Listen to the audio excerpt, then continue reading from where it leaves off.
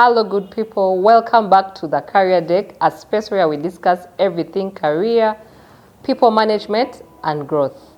I am Catherine.N.Kisekka. Have you been wondering why you've been getting so many rejections when you apply for so many jobs? It could be because of the way you write your cover letter. And today, I am going to take you through a step-by-step process that will show you how to design a cover letter that will land you your dream job. A cover letter is divided into 7 parts, and we are going to start with part number 1, which is the address. Under the address, you have to write your own address, which includes your name, your email, your telephone contact, and maybe your place of residence, or your district, or your country, anywhere that you reside. The second part of the address is the address of your potential employer. So it includes the position of the person you're addressing the application to. For example, the executive director, the managing director, the human resource manager, their organization, their email address, and their telephone contact. The second part of the cover letter is the salutation. The salutation covers the greeting, the beginning part of the cover letter, which has dear sir, dear madam. It also includes the reference, which clearly states the kind of job that you're applying for, and it should be written in bold and in caps. Application for the position of. It also includes the first sentence that you write after the reference part. I'll give an example. You write, dear sir or madam, reference, application for the position of, and then you go on to the first sentence. The first sentence is, I'm writing in response to the advert that ran online for the position of. That first sentence has to be clear, showing that the job was advertised on which date and in which form of medium.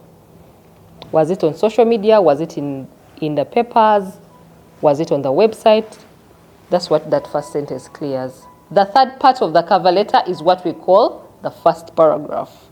Under the first paragraph, we talk about our work experience in terms of years, in terms of the actual duties that you've done to describe that work experience.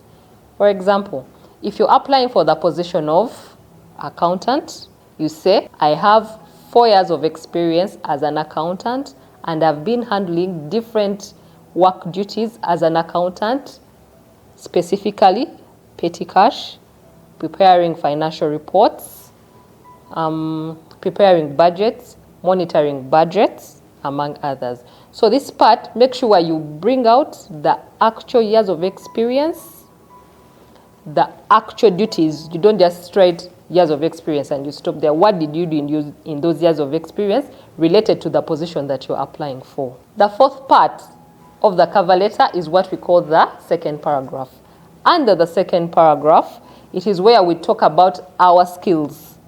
Remember, when you apply for a job, they state which kind of skills are required for the job. So that's where you go and clearly state. It has to be independent from the other paragraph of work experience, so that it's not missed out when someone is reading your cover letter.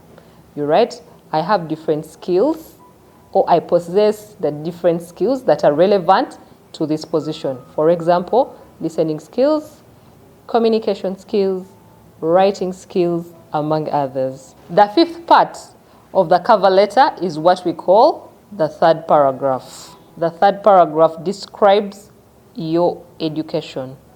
So in this paragraph, you bring about all your education. We are referring to formal education. So you state the master's you've earned, the bachelor's degrees that you've earned. You also talk about any other professional qualification that you have. So you first start with the formal one, with the most highest, same order, just like how we described it in the CVs. You add the other professional qualifications that you would have added on. Let's use the example of accountant. I have a master's degree in accounting. I also possess a bachelor's degree in accounting from that university, any university that you went to. I also have CPA qualification level 1 or level 2 or level 5. The reason why you make this specific is so that when someone is reading a cover letter, these paragraphs are all specific. The work experience is specific. I cannot miss it when I'm reading it. The skills are also specific, and the levels of education that someone has achieved, they are also specific. The sixth part of the cover letter is the conclusion. This is the final part of your cover letter. It has to be concise and to the point.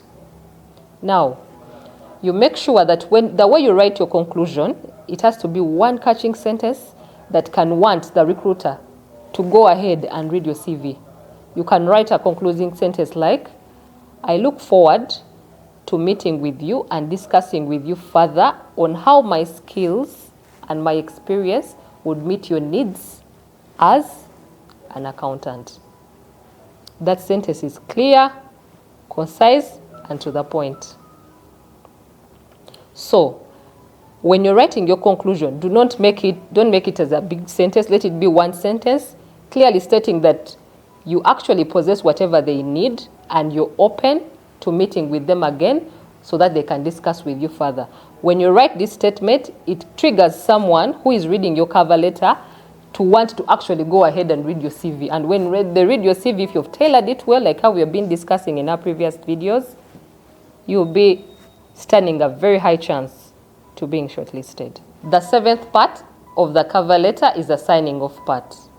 Remember, cover letter is a formal letter, and any formal letter starts with salutation, which is dear sir, dear madam, and then you close it. So when we are closing, we include yours faithfully. How do we use yours faithfully? Yours faithfully is used when you started the cover letter with dear sir or madam. Dear sir or madam, you close with yours faithfully. If you are able to get the actual name of the HR or of the MD, of the executive director, whom the application is addressed to, that's when you write sincerely. So sincerely is used when you've been specific with the name, dear Catherine. So when you're closing, you close yours sincerely. You go on, write both your names at the end after yours sincerely, and you include your telephone contact.